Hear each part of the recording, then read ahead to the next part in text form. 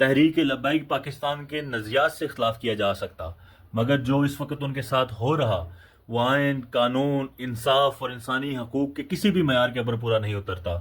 مرید کے جو مناظر سامنے آ رہے، لاشیں سڑکوں کے اوپر پڑی ہوئی، زخمی فریادیں دے رہے، اور انتہائی تکلیف دہ جو ہے وہ ویڈیو کلپس جو اس وقت سوشل میڈیا کے اوپر چل رہے، یہ تمام اس بات کی گواہی دیتے ہیں کہ طاقت کا بے دریغ استعمال کیا جا رہا نہتے پرامن شہریوں کے اوپر، جو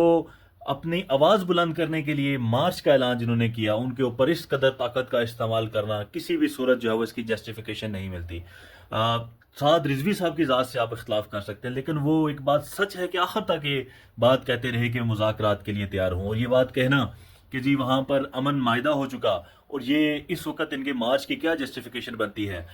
تو یہ جسٹیفیکیشن گولی چلانے کے بھی کوئی جسٹیفیکیشن نہیں بنتی۔ اگر ایک شخص اسٹیج سے کھڑا ہو کے یہ کہتا ہے کہ میں مذاکرات کے لیے تیار ہوں، تو پھر اسٹیٹ کو کوئی یہ حق نہیں پہنچتا کہ وہ اسٹیٹ فائر مارے اور ان کے کنٹینر کو آگ لگائے اور طاقت کے بل بوتے کے اوپر اس کے جو احتجاج ہے اس کو کچلنے کی کوشش کرے۔ اس واقعے کی جتنی پرزور مذمت کی جائے وہ کم ہے۔ ہم سب اس واقعے کی پرزور مذمت کرتے ہیں۔ اللہ تعالیٰ اس ملک کا حامی و ناصر ہو۔